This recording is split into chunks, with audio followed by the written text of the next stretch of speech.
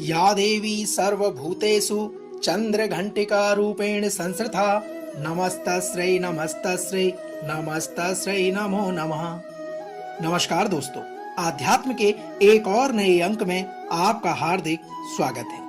दोस्तों, जैसा कि आप सबको विदित है, शारदीय नवरात्रों का आरंभ हो चुका है। 9 दिनों तक चलने वाले नवरात्रि में माँ दुर्गा के 9 अलग अलग रूपों की पूजा की जाती है।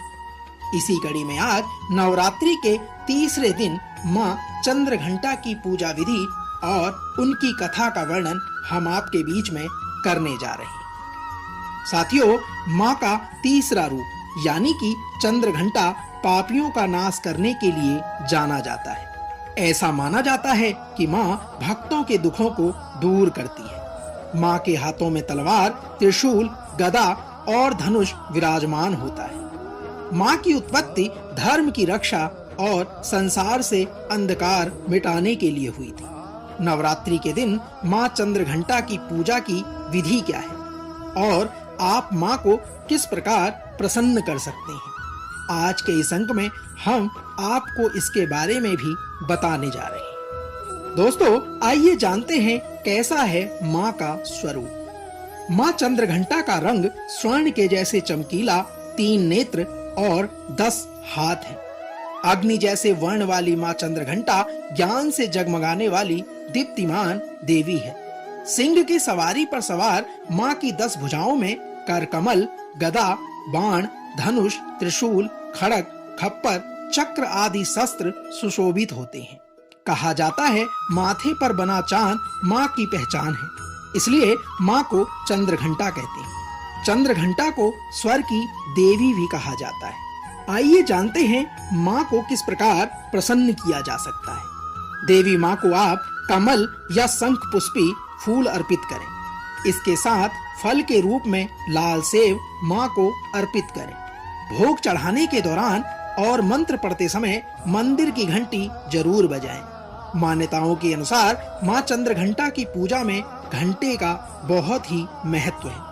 घंटे की ध्वनि से माँ चंद्रघंटा अपने भक्तों पर हमेशा अपनी कृपा बरसाती रहती है। प्रसाद के रूप में आप माँ को दूध और उससे बनी चीजों का भोग लगा सकते हैं।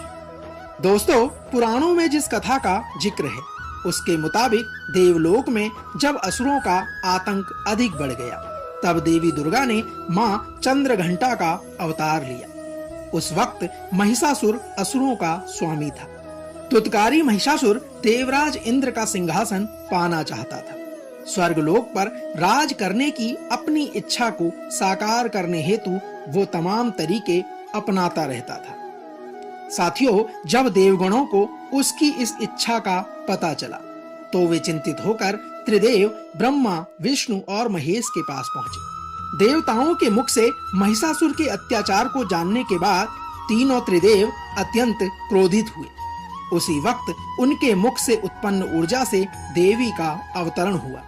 इस देवी को भगवान विष्णु ने चक्र प्रदान किया। वहीं शिवजी ने अपना त्रिशूल तो ब्रह्मा जी ने अपना कमंडल दिया। इस प्रकार सभी देवताओं ने देवी को कुछ न कुछ भेंट किया। सबसे आज्ञा पाकर देवी चंद्रघंटा महिषासुर के पास गई। माता का विशालकाय स्वरूप देखकर दैत्य महिषासुर इस बात को भांप चुका था कि अब उसका अंत निश्चित है। बावजूद इसके असुरों ने माँ चंद्रघंटा पर हमला करना आरंभ कर दिया। भयंकर युद्ध में महिषासुर काल के ग्रास में समा गया और देवी ने सभी देवताओं की रक्षा की। दोस्तों, यह तो थी कथा। आइए जानते हैं माँ चंद्रघंटा की पूजा विधि के बारे में। दोस्तों, सबसे पहले नहा धोकर पूजा के स्थल को साफ कर लें। देवी की स्थापित मूर्ति को गंगा जल या फिर केसर और केवड़ा से स्नान कराएं। इसके उपरांत देवी को सुनहरे रंग के वस्त्र धारण कराएं। तदुपरांत देवी माँ को कमल और पीले गुलाब की माला अर्पित करें। फिर मिठाई, पंचामृत और मिश्री का भोग लगाएं। जो लोग दुर्गा पाठ करते हैं, वो चालीसा, स्तुति अथवा दुर्गा सप्तशती का पाठ अवश्य करें। दोस्तों, तो यह तो थी शारदीय नवरात्रे के तीसरे दिन की कथा माँ चंद्रघंटा की व्रत कथा।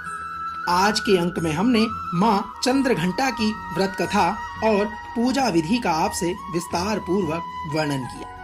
कल माता के चौथे स्वरूप की कथा और उसकी पूजा विधि को लेकर एक बार पुनः आपसे होगी मुलाकात। तब तक जय माँ चंद्रघंटा।